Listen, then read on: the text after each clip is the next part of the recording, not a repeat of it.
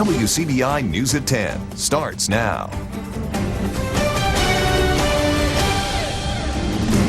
Good evening and thank you for joining us. I'm Cash Matlock. Farmers from all across the region are gathering in Tupelo for a conference. Our Stephanie Poole has more on what makes this farming conference a little different from others. Mississippi is often recognized for agriculture. From large to small areas of land, farmers harvest, care, and tend to their crops around the clock. Director of Mississippi Minority Farmers Alliance, Carolyn Jones, is hosting a Women in Agriculture conference to highlight farmers who are women. A lot of people don't understand the contributions that women make to agriculture, so we just want to make sure that we showcase those talents and showcase those women. One of the first stops on the conference is at her farm. Jones says she and her husband have been farming since 1976. The purpose is to show the community, especially young adults, the importance of farming in agriculture.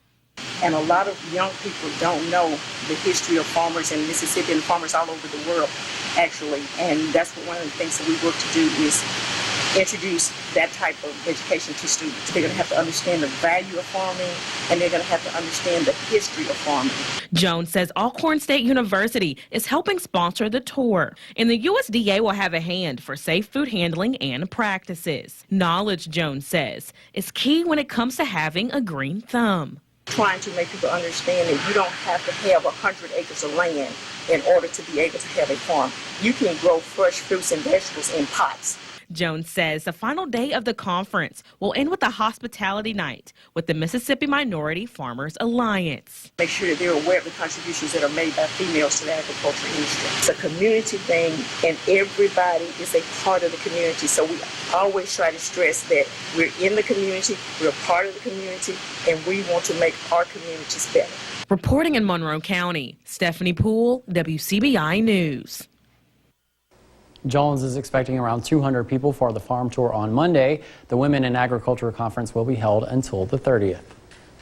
Folks in Starkville and surrounding areas came out once again for the monthly Sunday Fun Day this afternoon. The event took place from 1 to 6 in Starkville's Cotton District. Organizers tell me over 30 vendors participated in the event and offered everything from street tacos to live music and, of course, art. Sarah Kilpatrick is one such artist. She says she travels from Meridian every month to participate in Sunday Fun Day because there's so much support from the community, and she says this year is the biggest the event has ever been. Starkville supports the arts, the whole community supports it, and it's just a community event. It is awesome. Sunday Fun Day is great. If you've never been, you should definitely come because it is awesome. The music is awesome, and it's so many great artists. Event organizers say vendors were able to join the festival for free this month thanks to area sponsors. A dozen or so people filed into Three Sisters Pie Company in Columbus this afternoon to talk about work. Now, the event was part of a new monthly brain jam session created by Dr. Christy DiClemente, a history professor at Mississippi University for Women. She says the event was formed for locals to come and talk about their different areas of expertise. Each month focuses on a new topic. Today's speaker talked about the ethics of work. I really just want to have a lengthy discussion at the end after I sort of throw all these ideas out there to get people thinking about how they think about work in their own lives, how we could make work more rewarding for us in our lives, and what a better future could look like. The event is sponsored by MUW's History, Geography, and Political Science departments and takes place on the last Sunday of every month at 6 p.m. Well, it's time now for the first look at our forecast. I'll hand things over to meteorologist Kendall Smith. Kendall, it seems like temperatures are climbing. Well, Cash, you are right. Today was pretty hot out there, and we did see a few showers and thunderstorms during the afternoon and evening hours. But the good news is we are currently clear on Doppler radar, and that's going to continue to be the trend as we go throughout your overnight hours. A pretty pleasant evening out there. This is taking a live look in downtown Columbus on our Alpha Insurance Sky Camera, where temperatures are sitting in the upper 70s, 77 in Columbus, 72 a little cooler in Starkville, and 74 in Winona. And as we go throughout your overnight hours, temperatures will dip down into the low 70s with mostly clear skies. All right, thank you, Kendall. Well, President Trump tweeted again Sunday about Maryland Representative Elijah Cummings and his Baltimore district. A day after his tweets raised an outcry, the president tweeted several times about Cummings on Sunday, including one calling the congressman a racist. The CBS News' correspondent Nicole Killian has the latest from the White House. President Trump doubled down in his attacks on Maryland Congressman Elijah Cummings and his Baltimore district while defending himself. There is nothing racist in stating plainly what most people already know, that Elijah Cummings has done a terrible job for the people of his district and of Baltimore itself, the president tweeted on Sunday. Widespread backlash continues to mount after the president on Saturday called Cummings' district a disgusting rat and rodent-infested mess where no human being would want to live. Unbelievable that we have a president of the United States who attacks American cities, who attacks Americans. The headline of a scathing editorial in the Baltimore Sun reads, "Better to have a few rats than to be one." On CBS Face the Nation, White House Acting Chief of Staff Mick Mulvaney said the tweets were not racist. The president is pushing back against what he sees as wrong. It's how he's done in the past, and he'll continue to do it in the future. Mulvaney says President Trump is reacting to Cummings' comments about conditions at federal migrant detention centers at the border. Cummings had this recent exchange during a hearing with Acting Homeland Security Secretary Kevin McAleenan. We're doing our level best in a very... What does that mean? What does that mean when a child is sitting in their own feces, can't take a shower? Come on, man. Cummings, who is chairman of the House Oversight Committee, is leading multiple investigations aimed at the president. Nicole Killian, CBS News, the White House. The representative's district is just over 50% African American and includes a large portion of Baltimore. It is home to the national headquarters of the NAACP and Johns Hopkins University. Back to school shopping is here. An inside look at a pair of items that are probably on your list is next after the break. Well, it may be hard to believe, but it's already time to start back to school shopping. This week on Mom to Mom, they'll tell you everything you need to know when it comes to getting new shoes.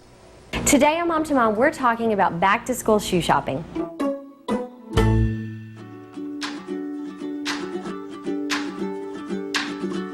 Joining us today is podiatrist Dr. Carter. Thank you so much for having us. Thanks for having me. So it's back to school shopping time, and we're all running around shopping for those new shoes. Right. Fill us in on what and how we should look and buy for kids' shoes. Absolutely. Velcro is wonderful. Yep. Easy on, easy off, because we know you don't need them getting stressed out on the playground. We know that kids' feet grow super quick, so we want to make sure that they're big enough. You need to make sure they're long enough. When you put their foot in there, scoot it all the way to the edge and make sure you can get at least your thumb in there. Okay. That will ensure they have a little bit of room to grow. Shoes should also be kind of rigid. Now, you don't want a super stiff shoe, but when you bend it, it should flex in the toes a little bit, but it really shouldn't bend in that middle portion. If you can crank on that and bend it in half, it is not a good shoe.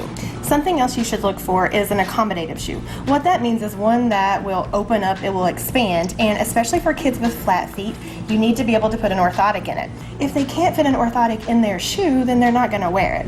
So a shoe that will expand and accommodate this is perfect. Thank you so much. That is all great information that I had no idea, so I appreciate it. All right, moms, connect with me on the Mom to Mom Facebook page, and I'll see y'all next week. A new movie with two megastars took on the reigning box office champ this weekend, but who came out on top? Well, David Daniel has the weekend estimates for the top 5 films. Crawl made $4 million to slither into 5th place. At number 4, Toy Story 4, which earned $9.9 million for a domestic total of $396 million. Spider-Man Far From Home is up to $344 million domestic after a 3rd place weekend worth $12.2 million. You could do anything you want to him. Throw him off a building, right? Once Upon a Time in Hollywood opened in 2nd place with $40.4 million. Quentin Tarantino's best debut ever. Watch this. The Lion King still rules the box office. Disney's latest remake stayed number 1, devouring $75.5 million for a 10-day domestic total of $351 million. In Hollywood, I'm David Daniel. It's a gift he'll never... The Lion King is now the 4th highest grossing movie of the year. In fact, the top 6 films of 2019 so far are all Disney or Marvel movies. Well, our typical summertime weather pattern looks to return by this week with a chance to see some scattered showers and thunderstorms. More on those rain details coming up next. Your first alert AccuWeather forecast with meteorologist Kendall Smith.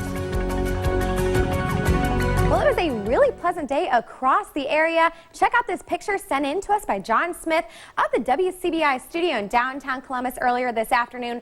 Lots of blue skies and just some friendly clouds out there, and that left behind a beautiful sunset. Check out this Lamar County sunset sent in to us by Liz Guyton near Blooming Grove. Lots of beautiful colors out there. It was definitely a sight to see if you were out and about this evening, and we're still having a pretty pleasant evening out there. This is taking a live look in downtown Louisville, Mississippi. Currently, temperatures are sitting at 70 degrees with a dew point at 68, so it is a little hot and muggy out there if you do happen to be out and about. And we're seeing temperatures much of the same, sitting in the mid to upper 70s, 77 in Columbus, 74 in Macon, 75 in Louisville, and 72 a little cooler in Starkville.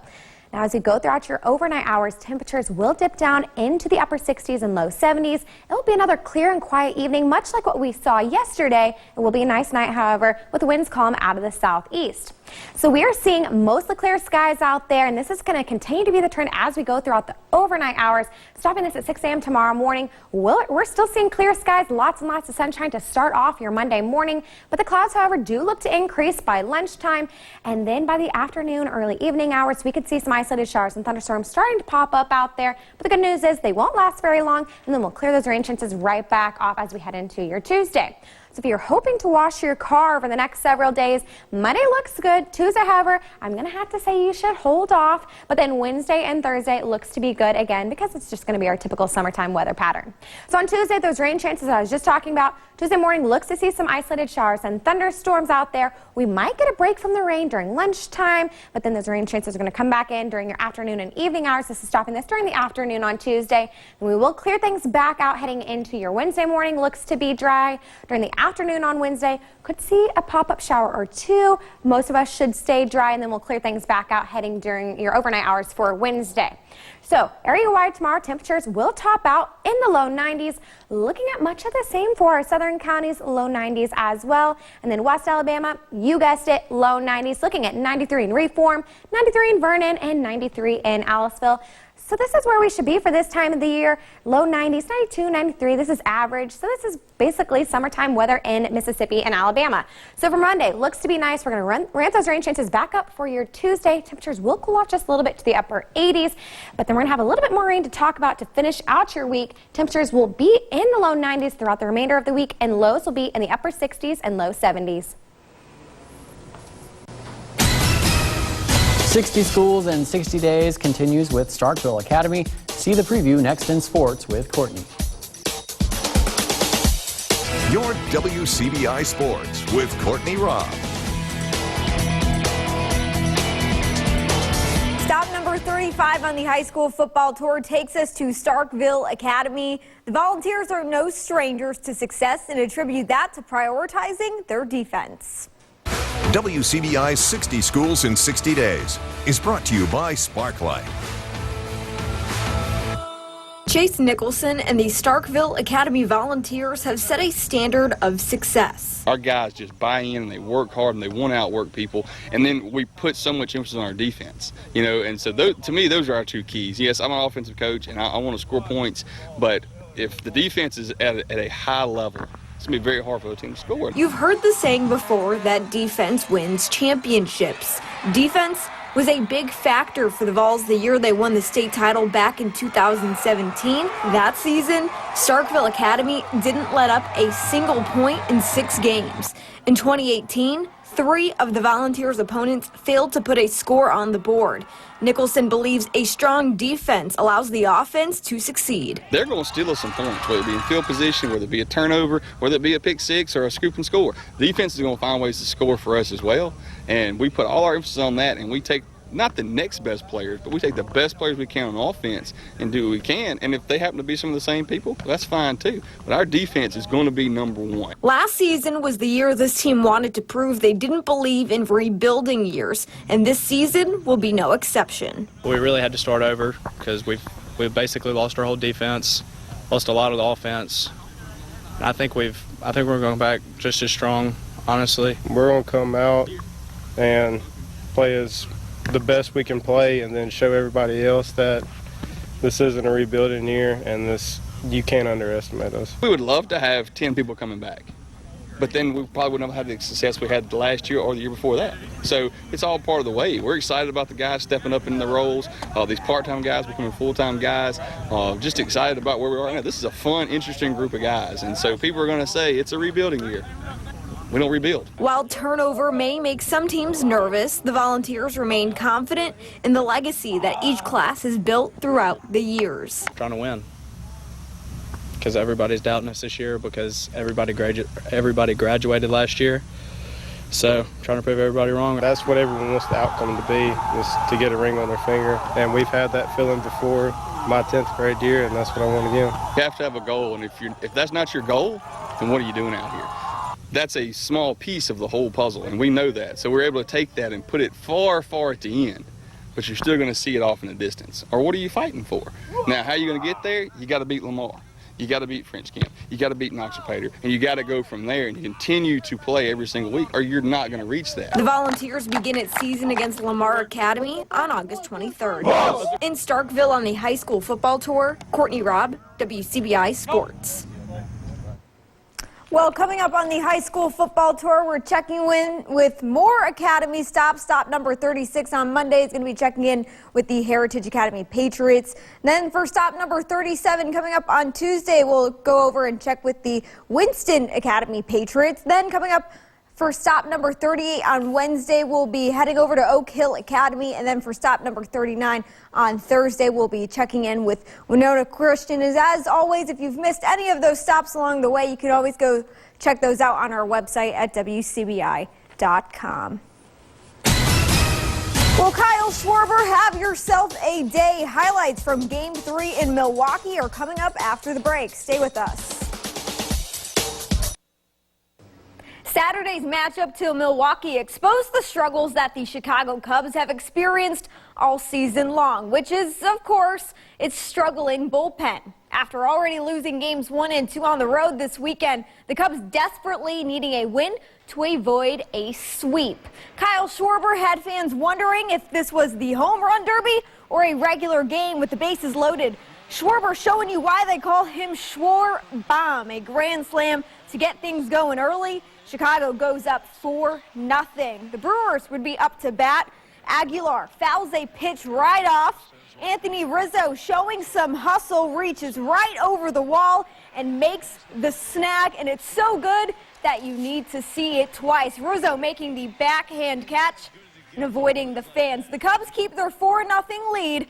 4th inning, and look who's back. With 2 men on, Schwarber smokes one out to left field. That's a 3-run homer for the Indiana grad. 7 RBIs in his first 2 at-bats. Yelich knocks one into left field, brings in another run for Milwaukee. Milwaukee trailing 7-3, but Victor Caratini puts the game away with this long 3-run blast into right field. The Cubs lead 10-3 and go on to win. Hey, Chicago, what do you say the Cubs are going to win with a final of 11-4 on Sunday? Well, some more scores from around Major League Baseball. Atlanta on the road this weekend, taking on Philly. The Braves fall victim to a grand slam by the Phillies. Atlanta falls to Philadelphia 9-4. And the Cardinals at home to host the Astros. And in St. Louis as well, 3 homers for Houston push them past the Cards, and the Astros go on to get the win 6-2. That's it for sports. We'll have the last look at your weather when we come back after the break. Stay with us. Well, we have a pretty pleasant day in store for us tomorrow, but we're going to have some rain chances move back in on Tuesday. We're going to keep those chances around throughout the remainder of the week, but it's our typical summertime weather pattern. Temperatures will be in the low 90s each day. Okay. Well, I want to point out that it is National Parents Day, and you just so happen to have your parents in the studio right now. Yes, they drove all the way down here from Kansas City, so glad to have them. Thank you guys for joining us. We'll see you back here tomorrow.